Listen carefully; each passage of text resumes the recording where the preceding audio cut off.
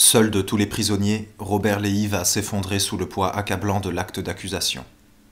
Depuis son arrestation, cet ex-dictateur du Front du Travail, cet antisémite forcené, a perdu la notion des choses. Il élabore dans sa cellule un mémoire destiné à Washington, et dont la lecture révèle la pitoyable confusion de sa pensée.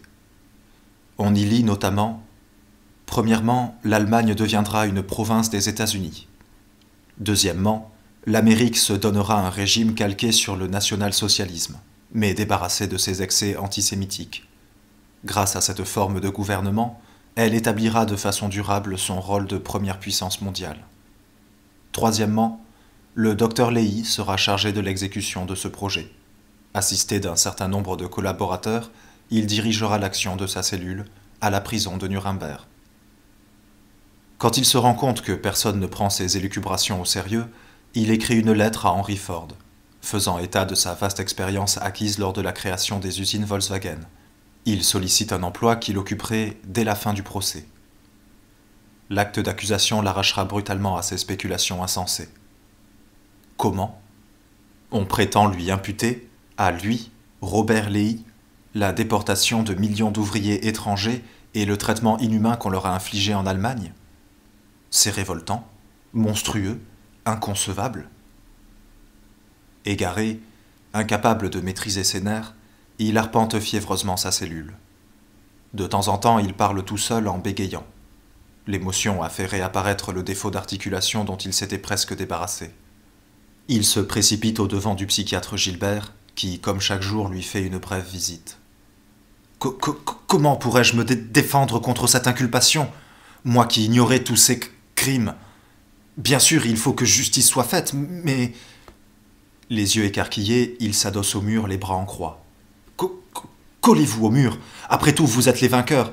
Mais me traiter devant un tribunal comme un vulgaire bandit... Sa respiration devient haletante. Il se détache du mur pour reprendre sa promenade de fauve en cage. Parfois, il marmonne des bouts de phrases inintelligibles qu'il souligne de gestes dramatiques. Gilbert hausse les épaules et se retire. Il ne peut prévoir que, la nuit même, Léhy tirera le bilan définitif de son existence. Dans la nuit du 25 au 26 octobre 1945, le gardien américain qui, de temps à autre, soulève le rabat du Judas pour regarder dans la cellule de Léhy, secoue la tête en voyant le prisonnier tourner inlassablement en rond. « Pourquoi n'essayez-vous pas de dormir ?» Lentement, en traînant les pieds, Léhy s'approche de la porte. De grosses larmes coulent sur son visage ravagé. Dormir. Les morts ne me laissent pas dormir. Des millions d'ouvriers étrangers, des millions de juifs, tous tués, assassinés. Comment pourrais-je dormir ? Le gardien se détourne et poursuit sa ronde. À son prochain passage, il constate que Léhy s'est retiré dans le coin des WC. On ne voit que ses jambes. Le gardien ne s'inquiète pas, c'est un tableau normal. 2 passages plus tard, Léhy n'a toujours pas quitté le coin. Intrigué, le gardien consulte sa montre, 20h10. Il réfléchit. Un vague soupçon s'insinue dans son esprit. « Hé, docteur Léhy !» crie-t-il par le Judas. Pas de réponse. De plus en plus alarmé, le gardien appelle le sous-officier de service qui accourt avec 2 soldats. La porte ouverte, les 4 hommes pénètrent dans la cellule. Figé de stupeur, il contemple un tableau lamentable. Léhy, affaissé, le visage cyanosé, a glissé à moitié du siège de la cuvette.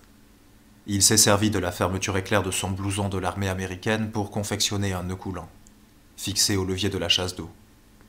Des bandes arrachées d'une couverture forment la corde qui lui enserre le cou. Léhy n'a rien laissé au hasard.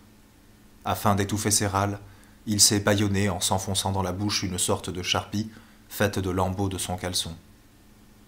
Les soldats le détachent et l'allongent sur le lit. L'un d'eux court alerter les médecins. Mais ni les injections de cardiazole ni les mouvements respiratoires ne pourront le ranimer. Pendant plusieurs jours, sur l'ordre formel du colonel Andrus, le suicide de Léhy sera gardé secret.